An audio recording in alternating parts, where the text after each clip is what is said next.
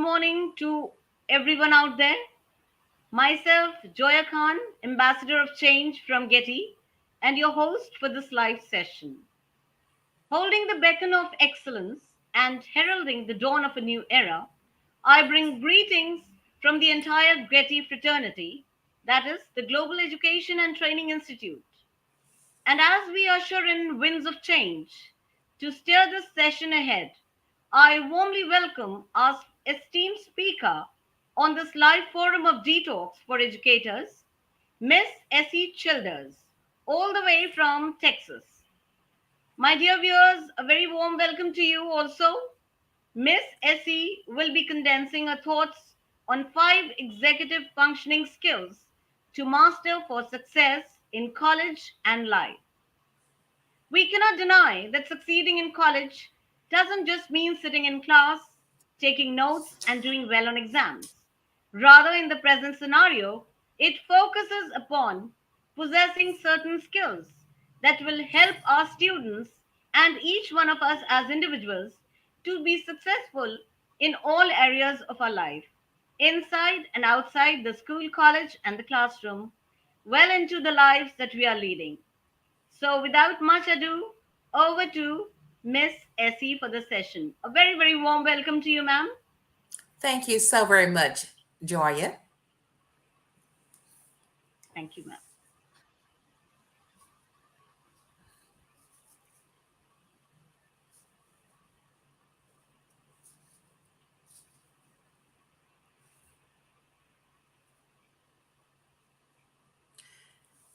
Hello, everyone. I am just so excited to be a Getty speaker with you today. And I just want to visit with you a little bit more um, about, tell you a little bit more about me so you can get familiar with me. First of all, I am a distinguished 2021 distinguished alumni from Abilene Christian University. My master's came from the University of Texas at Tyler with a background in education and reading. I've been teaching for about 35 years, seeking excellence in students. I have been I am an educational consultant, and I work with training teachers to help them retain their students and also engage and motivate their students. Are also very connected with the community college. I was past president of Texas Community College Teachers Association in the state of Texas, and we have over 6,000 members and very active. And I am a proponent of lifelong learning, and I'm a proponent of student success for students in college and also for those that are getting ready to prepare for college, especially the first year generation students. First of all, I have a disclaimer. This presentation is based on my research, expertise, and personal classroom observations. My comments and examples are not given to offend anyone.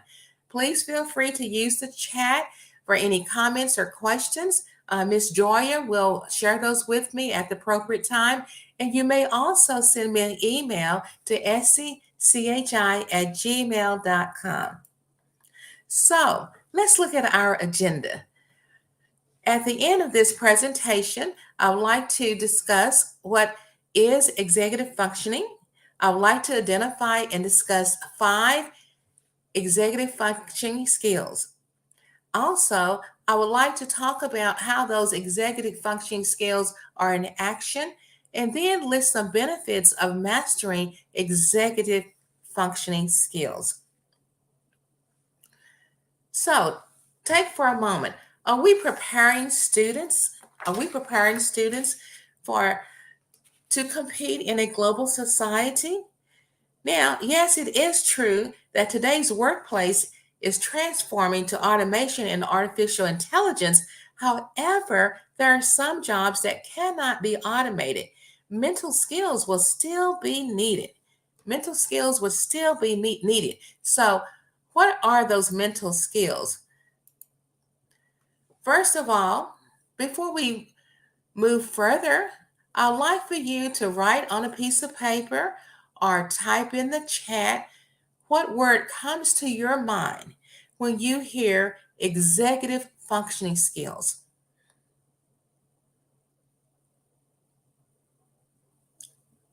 What is the first word?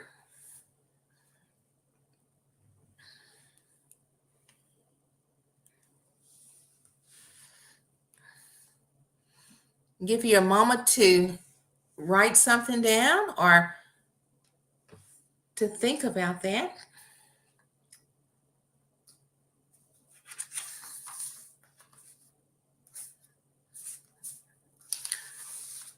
Joy, do we have any comments in the chat?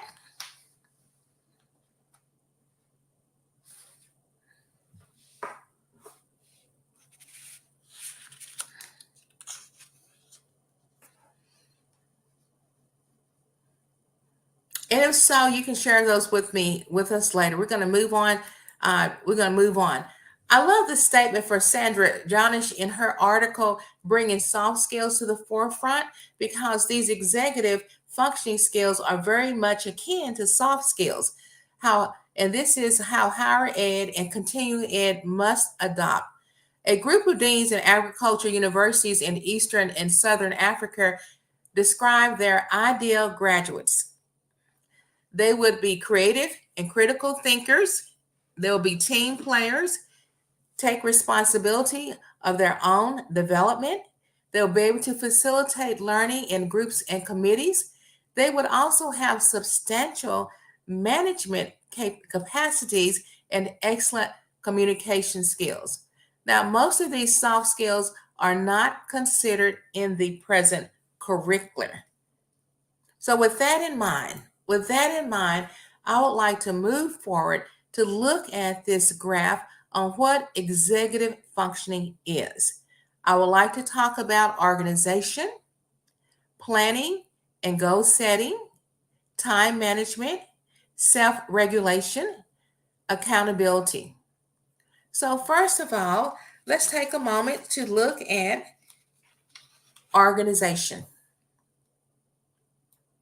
And as I talk about organization, I want you to also think about your organization skills.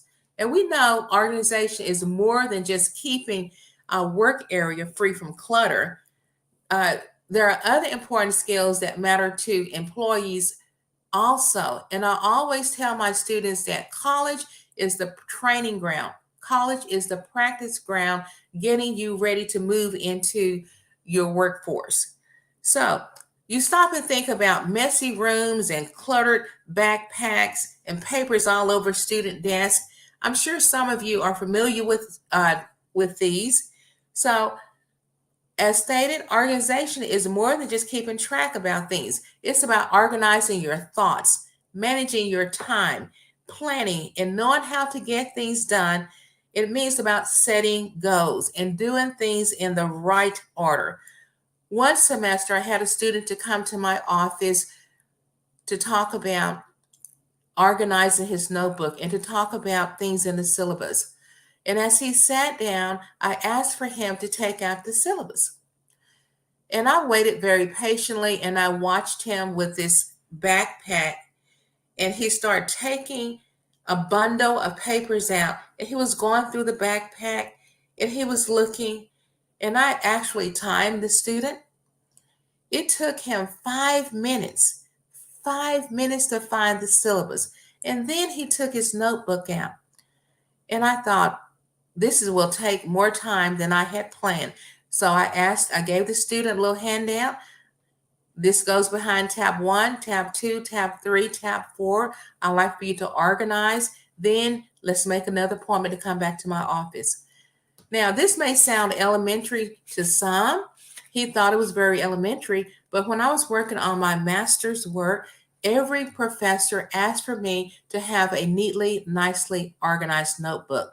And so this is not elementary at all. And some of you probably have nicely notebooks for each topic or each area that you study or teach. Stop and think about this. When we had COVID and thousands and thousands of students had to pivot to online learning, many students did not survive. They were having difficulty juggling 4 and 5 classes online because they did not know how to study and how to organize their time. They became overwhelmed. This organization can lead students to be unfocused and also can cause a decrease in their emotional intelligence. Here are some examples of organizational skills that you and I are quite familiar with, but are your students familiar with uh, time management? And they also think that they can multitask, but not very effectively. What about planning, workflow analysis? We need to be able to teach our students as early as elementary school about how to communicate, teamwork, how to prioritize, delegating. We might use different terms in elementary or middle school, but yet and still, these are some organization skills that can be taught at a very, very early age. What about scheduling? And also, what about budgeting? And this is taken from Cake Resume. Number two, the second executive functioning skill is planning and goal setting. Planning and goal setting. And my most favorite acronym for goal setting is SMART. Goals must be specific, they must be measurable, attainable, realistic, and time bound. I use this with my education learning framework course that I teach. I teach a lot of first year and college students, first time in college, first generation college students. And I ask for them to take one class, and I ask for them to set a specific goal on this class. You can't say, I just want to make an A. That is too broad. I ask them, be specific. Exactly what do you want to try to make an A on? The first essay, the first quiz, the first test. I also ask the students to make sure that they can measure their performance. Is it attainable? Now, don't say you want to make 95 on your first math quiz if you know that you have difficulties in math. You've always had difficulties in math, and you are working with a tutor. Making an A on your first test may not be attainable, and it also may not be realistic. And so, in working with students, it's important to help them plan and help them to also have a specific time in the first 6 weeks at the end of the semester. So, setting SMART goals is really a smart thing to do. Talking more about goal setting, I just completed this project with a group of young ladies that I've been working with for the month of July. I brought all the supplies and I asked the young ladies, I'd like for you to work on your vision goal and place things on your vision goal that are meaningful to you. Place things on your vision goal of where you see yourself in 5, 10, 15 years. Where do you see yourself? What career do you see yourself in? And try to think ahead, put motivational quotes. And we had some beautiful stickers that they could put in. This is just an example of someone's motivation vision board, but the vision boards that my young ladies made today were very, very personable, and we gave them an opportunity to go around the room to talk about their vision board, and that was so, so powerful. You know, as educators, we probably need to make a vision board ourselves in order to guide us along our pathway to keep us on track. Time management.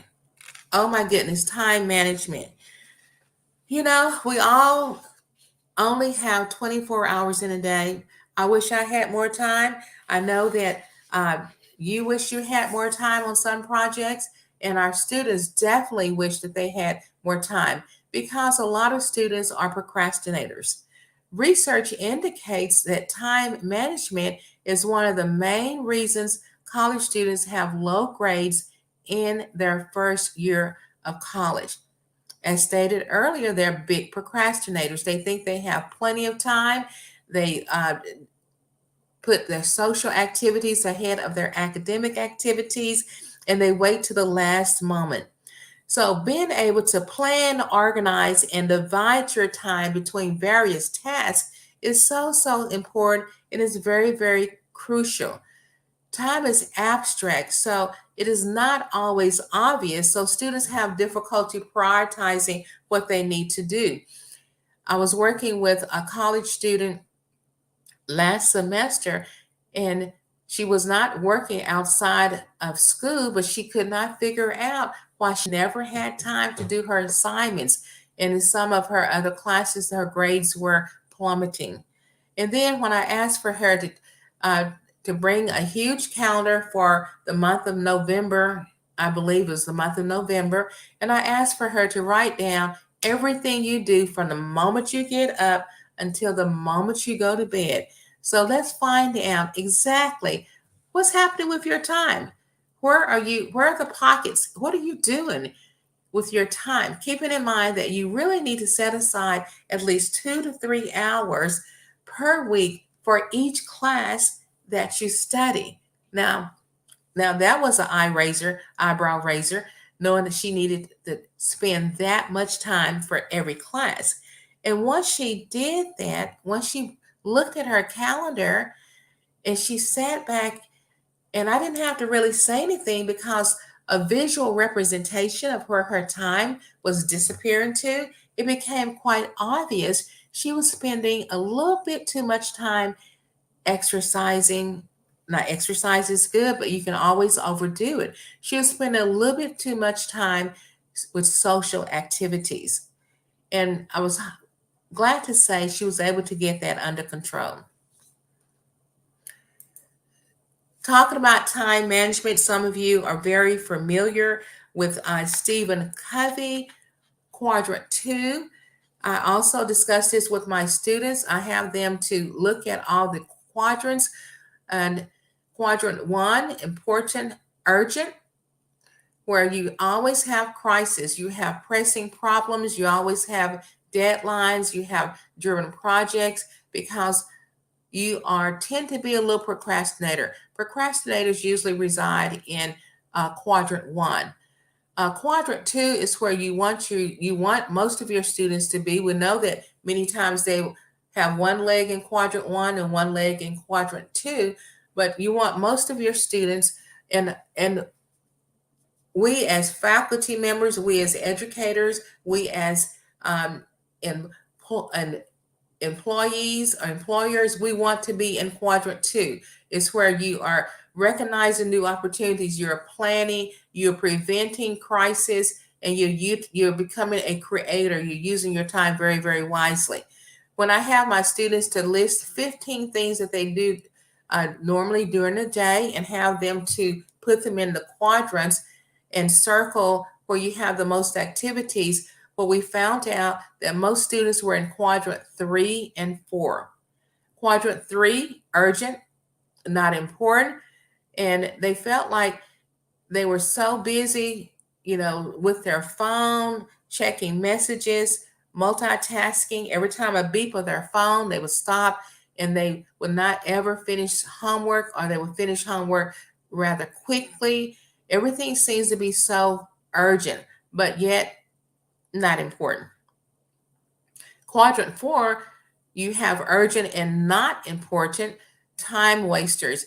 And we put Facebook in here, social media. It's not shown, but uh, many students spend way too much time on social media, not to mention creating TikTok short videos and things of that nature. And those are fun activities. They're social activities. They're very engaging, but they're also time wasting. And so it's important in order to have wonderful executive functioning skill, we need to make sure that we are encouraging students to work on that time management. Self-regulation. Self-regulation is number 4 of the executive functioning skills. And this is a biggie, because you working with your thinking center, your brain, your emotional center, and also your survival center. And so think about air traffic controllers. You have all those planes coming in at the airport, managing arrivals and also managing departures. The brain needs self-regulation to filter those distractions, to prioritize tasks, to set goals, and also to control impulses. So what actually is self-regulation?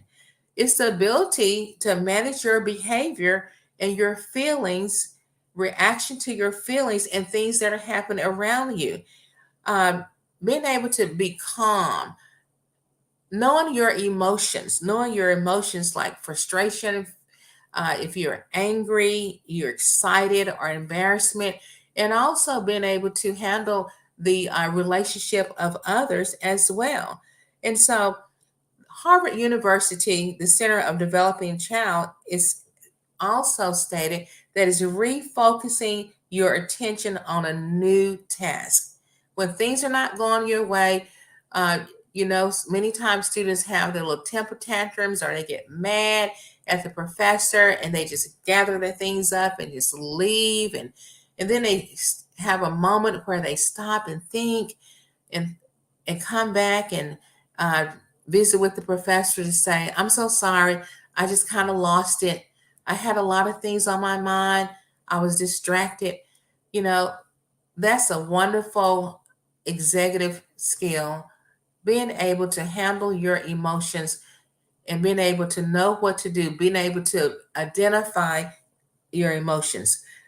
So there are some qualities of self regulators. When you get into that moment, you need to act in accordance with your values. You need to know what your values are. And ask the students, they need to calm themselves when they're upset. What do you, and I talked with my students about this. What do you do when you're upset? Um, do you just keep it in, hold it in, or is there someone you can talk to? Can you maintain open communication? When things are not going your way, perhaps you got a bad test on the exam. Do you just tear up the exam, or do you just get mad and throw your computer away? How are you going to handle those tough times? Are you going to be able to persist and move through? Move through. Are you going to be what I like to call thinking about Carol Dweck? Are you going to be a gritty student? Are you going to be having persistence and resilience? And then you're going to come back. You can come back and think about that and say, I can do better. You're going to put your best foot forward and not be a victim. You're not going to go around blaming people uh, for what you should have done yourself to begin with. Self regulators, they remain flexible and they are adapting to new situations. They're adapting to situations that they may be a little uncomfortable with. They see the good in others and also view challenges as opportunities. They also view challenges as opportunities. Accountability. Oh my. Accountability is a big one. Is a big one. And you can work with students on accountability from elementary, middle school to college, and even when they get on the job. We all need to take accountability. And another way to say that is basically taking personal responsibility, making sure that your yeses are yes, your nos are no, and you follow through. You Whatever you say you do, you make sure that you follow through in order to do that. So let's look at this quick quote by Eleanor Roosevelt. One philosophy is not best described in One's philosophy is not best expressed in words. It's expressed in the choices one makes. In the long run, we shape our lives and we shape ourselves. The process never ends until we die, and the choices we make are ultimately our own responsibility. So I ask my students, are you making choices that are creating the outcomes that you desire? And every day, one has to make a choice. One assignment that I really like and I use it every semester is called the Wise Choice Process. I teach from um, a book by Skip Downey and Jonathan Brenham, and I really love that book. It's called Let me look at it real quick. I want to make sure I get the correct title. It's On Course: Strategies for Success in College, Career, and Life. It is by Skip Downey and Jonathan Brenham. And it's a wonderful, I've been teaching from that book for several years. And one activity in the book is called the Wise Choice Process. And I have even shared this with my girlfriends. I have shared this with many adults without them knowing it was a wise choice process. I've had them to go through this. And this is very helpful in taking accountability. You look at your present situation, okay? What would you like for that present situation to be? And I have students to actually write this down through a reflective journal. Do I have a choice here? And you write down all your possible choices. You write down all your possible choices. And for each choice, you list the likely outcome of each possible choice. Now, when my students first did this, many of them would just list one choice and they would list several choices, but the possible outcome would be the same. And that was not following the instructions. So they had to redo number 4 and 5. For each choice, there is a likely and a should be a different outcome for each choice. And then the last one is, which choices will I commit to doing? And once the students go through that wise choice process, there's one more question that I've added. What have you learned from going through the wise choice process? And it's very interesting, the comments that the students have made. Very, very interesting. So being accountable is very, very important, that students take personal responsibility, and they need to realize that every day there's a choice that they have to make. So what could be possible benefits? What could be possible benefits when you have mastered your executive functioning um, skills? And when these strategies that address the core executive functioning process, the students become independent learners, and they are flexible thinkers, and they can easily bypass weaknesses while using their strengths to learn efficiently. And this is a quote by Dr. Lynn Meltzer.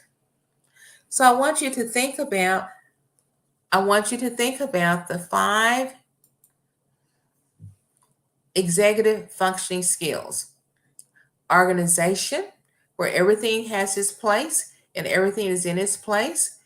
Planning and goal setting, determining what needs to be accomplished and by when.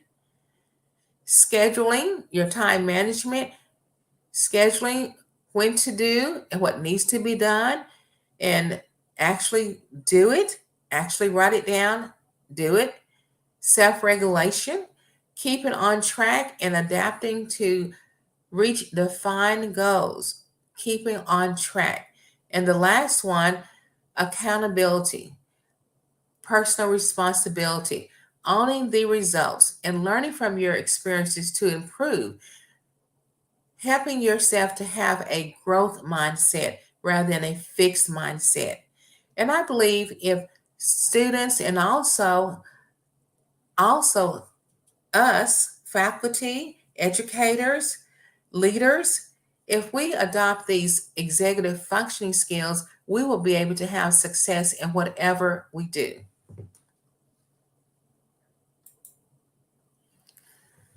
If you'd like to contact me, please feel free to contact me. I have listed my email there, and also my LinkedIn, and also my web address. I love to hear from you, and I love to answer any questions that you may have, or any comments at this time.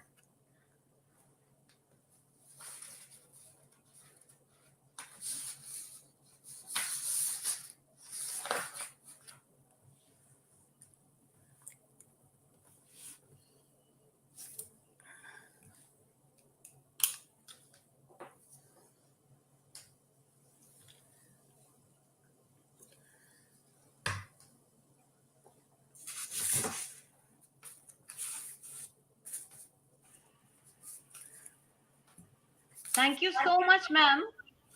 It was really a very meaningful and thought-provoking presentation. Very Thank you. much need, very much the need of the hour. Allow me to throw a little light upon Miss Essie Childer's illustrious career, dear viewers. Ma'am has been teaching for the last 34 years and mentoring and encouraging students to visualize success to reach their academic and personal goals. For the past 14 years, she has developed a strong track record of teaching first year students through the Learning Framework course, Education 1300, and integrated reading and writing at Blinn College in Bryan, Texas. She is currently an adjunct professor at Cisco College and is an educational consultant, hosting webinars and workshops. Ms. Childers is a dynamic, engaging speaker and has presented at numerous conferences across the United States for Cengage Learning Remote, the Connected Faculty Summit, TCCTA, NIZOD, OnCourse, CRLA, CAS, etc., etc. She's also the former state president of the Texas Community College Teachers Association, which comprises of over 6,000 teachers and administrators in Texas. And now she serves on the foundation board. Recently,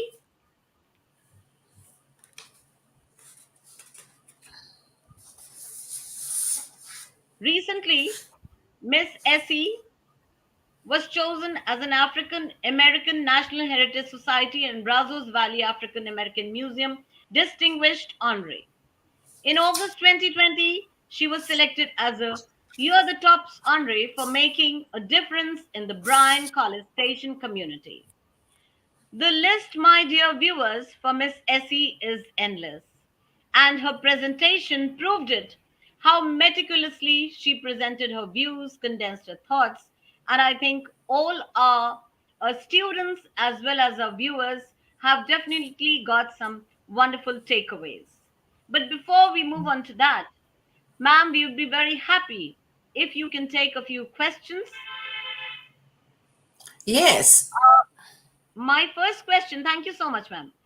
My first question to you is, what do you think are the various challenges that our students face in enhancing their different executive functional skills? Thank you, Miss Joya, for that question. The challenges that are around us, number one challenge was COVID, because COVID placed the students in a really an isolated position where they did not have interaction with other students because they were in a online learning environment, and many of them were not able to connect with other students, and so they connected with their social media, they connected with their phone, and that is a huge distraction. And when they were placed in a unstructured environment, they were not able to set their goals and their time management. There were no checks and balances. And so one of the challenges was when they were removed from a structured environment, from a structured to an unstructured environment where they can just log on and do their assignments at any time, they just weren't able, some of them just not quite, were not quite able to make that move, as I stated earlier, because they had not learned to do that. There's a many times when students finish in the United States, they finish high school in May and start college in August. You have about 3 months in between. So 3 months in between is not time enough for them to learn all these executive functioning skills. So we need to continue to teach those and incorporate those in our classes. So one of the big challenges is being able to when they moved into pivot to online learning, trying to juggle and balance all of that. And it was difficult for them to do that. Thank you so much, ma'am. My next question to you will be, how do you encourage students to take on personal responsibility and accountability? Well, thank you for that question. That's a very, very good question. One of the things that I do I teach an online class, and I always have them to send me an email. The very first email is an assignment, and I use that as attendance. And they need to send this email the first day, the very first day. And I have created a contract of academic success. And in the contract of academic success, it has their name and it has I will, I understand, and it has I listed about at least about 10 times of what they understand that they're supposed to do, and they sign that contract. And so this is their first step in taking personal responsibility. I understand all assignments are due at a certain time. I understand if assignments are not submitted at a certain time, then points will be deducted. I understand. And so I have them to sign this simple contract. And that is one of the first steps on their way to taking personal responsibility, and also having them to think about planning ahead. How are they going to plan ahead? How are they going to, the assignments are open for a week. You don't wait until Sunday night to submit assignments. You have to plan a little assignments at a time. Every day you need to work in the course 30 minutes an hour in each course every day, so you can have a little bit more free time on the weekends. Thank you so much, ma'am, for that wonderful suggestion and your views on that question. Uh, Another question to you will be, ma'am, what is your take on the life changing skills and how do you think people can reinforce them in their journey of success? Of the life-changing skills, and how can they do what? How do you think people can reinforce them in their journey of success?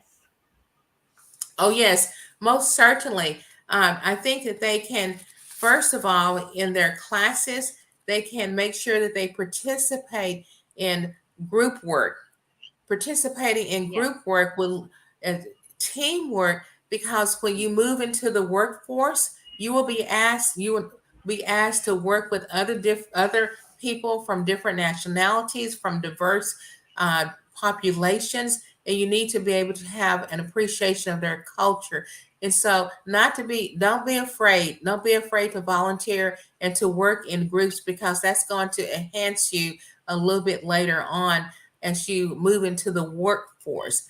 And also, when you're talking about working with time management, start early, making a checklist of things to do before you leave campus or before you leave the classroom. Make a checklist of what you're supposed to do and actually act upon that checklist. Don't wait until the last moment to do that. And if you're having when you talk about having self-regulation, having emotional control, be able to take time for rest, take time to be a mindful student.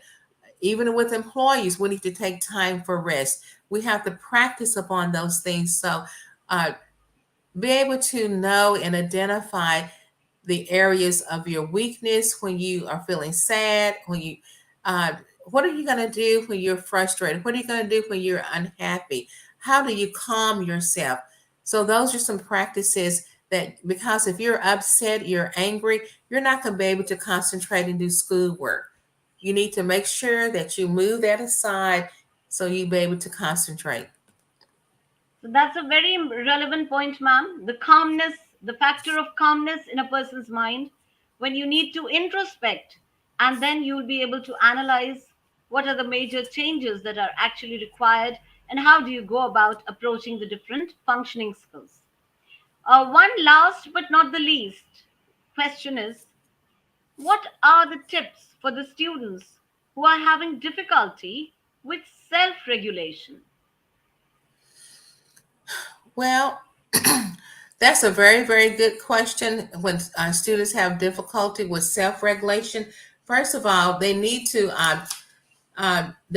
realize what their areas of weakness are. They need to realize that, and they need to come up with a plan of action. And the plan of action could be maybe seeking out professional help, and they seeking and utilizing the college resources that are available, the free college resources that are available for them. Uh, when they are needing to take personal responsibility, they need to realize that there are need to make sure that they read the syllabus. They need to make sure that they understand what the professor is requiring of them, so they will not have to come back in order to try to return in assignments. And I think at the very beginning, first time in college students, our first generation college students, they have difficulty because they're moving from a high school mindset to a college culture. And so there are several expectations that college professors expect for them to do in order for them to understand that college is a different game. It's a different game from high school. There are different expectations. And so they need to be aware of these expectations and not take them for granted, and realize that they always tell my students, there's only in a car, there's only one steering wheel, and only one person can hold the steering wheel. And you are that person that is holding the steering wheel. You are that person that are making the decisions, creating the outcomes for your life, not for someone else's life. And is that's so important for them to do that at an early age, to take responsibility, because they're for good choices there are good consequences, and for bad choices there are bad consequences. I cannot tell you, I've taught thousands and thousands of students, the first year students, first time generation students, and many of them, their grade point average plummets that first year because they have not taken personal responsibility. They wait until the last moment to buy their textbook. They wait until the last moment to check their online work to see if there are assignments. Uh, because they have told me, some students have told me they are addicted to their phone. They just have, they stay up watching TV late. And so there are some behaviors that they can change early on to help them be more successful in school. And if those behaviors are not changed, they flow and trickle over to the workplace. And so it's important to try to tackle those early, take responsibility, and make wise choices. That's just wonderful, ma'am. I hope all our students are listening, because college life is not only about long summer nights, barbecues, and pool parties, and pick-up basketball games. They aren't the only ways to spend your summer breaks or vacations before starting college. Vacations is also a time to practice the skills that the new college students will need on the campus. I hope you agree with me, ma'am. And the executive functioning skills are even more important to student success than academic capabilities and intelligence. Because executive functioning is the set of skills, definitely, that monitor and coordinate functions in our brain that allow us to get things done. And think, planning a graduation party, applying for a summer job, completing a long term project, and when they go to college, these functioning skills will help students effectively manage their time, complete their home assignments, organize athletic and social obligations, etc., etc. So, And students, And yes, ma'am. I was gonna say another example that just came to my mind when you were talking about that, Joy. And I work with students in helping them to complete their financial aid to get to college. And when you wait until the last moment, your money does not appear. And every semester you have to, the next year you have to reapply. And one student almost lost his financial aid because he had over 500 emails in his inbox. He had not read his emails, and there was an email to say, do you want to accept or reject your financial aid offer? And he almost lost his money for the following semester because he was not being organized in going through the emails and separating the emails. And that's something else that is, there's no class on that. There's no class on that. There's something that you have to teach yourself or someone else have to say. Need to clean out, declutter, organize your mailbox. Very important, ma'am. Very, very valuable input that was. You have to organize yourself. You have to be better. You have to prioritize and, declutter. Decluttering is very, very important. Whether it's decluttering your minds, decluttering your wardrobes, decluttering your homes, or decluttering your mail system. Once you are done with that, a better organizing individual comes into the forefront. So, And we with know that, when right, and we know when yes, ma'am. students are more organized, they are more successful in school. And not only Yeah, more successful in school, they are successful in relationships, and they're also successful later on in life. And so, even though these skills are also commonly referred to as soft skills, and someone has always stated, hard skills would get you the job, but soft skills will help you keep your job. And so those soft absolutely. skills, executive functioning skills are so, so important. Not only Absolutely for taken, students, ma'am. not only for students, but also for adults. Absolutely taken, ma'am. That very relevant point, not only for students but for the adults also. That Yes. they help you. Soft skills get you the job, and hard skills help you keep the job. That's the beautiful takeaway. The last line is the icing on the cake, ma'am. And let's just remember, each one of us, how to implement all of these in our lives. And you very brilliantly focused on organization, accountability, planning, goal setting, self regulation, time management. We also spoke about critical thinking, and keeping on track and adapting to reach defined goals. Everything has a place and everything is in its place. Means everything was very beautifully taken up in your presentation. Thank you so very much, ma'am. Oh, It was a thank you so very much for the opportunity to be a Getty speaker. Oh, we are honored, ma'am. It's our pleasure. And we shall look forward to having you again sometime with some other brilliant topic from which we all can benefit. And before we sign off, let me read out a question by Mr. Fareen Muhammad. He asks you, what are the 8 executive functioning skills? You've already discussed 5. I think he wants 3 more skills to be highlighted. Uh, can you repeat that? What are the three what?